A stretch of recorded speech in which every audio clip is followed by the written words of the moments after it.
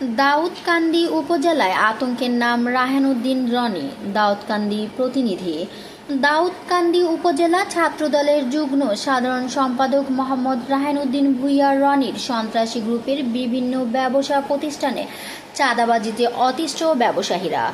উপজেলা ছাত্রদলের যুগ্ম সাধারণ সম্পাদকের পদবীর অপব্যবহার করে তার নিজ এলাকায় মাদক ব্যবসা, চাঁদাবাজি ও সন্ত্রাসী কার্যক্রম চালিয়ে যাচ্ছে। তার কারণে উপজেলার সাধারণ জনগণ ও ব্যবসায়ীরা আতঙ্কের মধ্যে দিন কাটাচ্ছে। তার ভয়ে কেউ সংবাদ প্রকাশ ও প্রতিবাদ করতে সাহস পাচ্ছে না, কারণ তার রয়েছে একটি শক্তিশালী মাদক ও সন্ত্রাসী বাহিনী। ইতিমধ্যে মাদকসহ আটক হলেও উপজেলা ছাত্রদলের পক্ষ থেকে সাংগঠনিক কোনো ব্যবস্থা নেওয়া হচ্ছে না।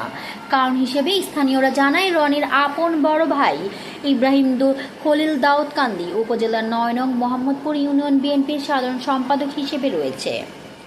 স্থানীয়দের দাবি, চাঁদাবাজ, সন্ত্রাসী, মাদক ব্যবসায়ী রনিকে উপজেলা ছাত্রদল থেকে দ্রুত বহিষ্কার করে দাউদকান্দি উপজেলা ছাত্রদলের কলঙ্ক মুক্ত করব।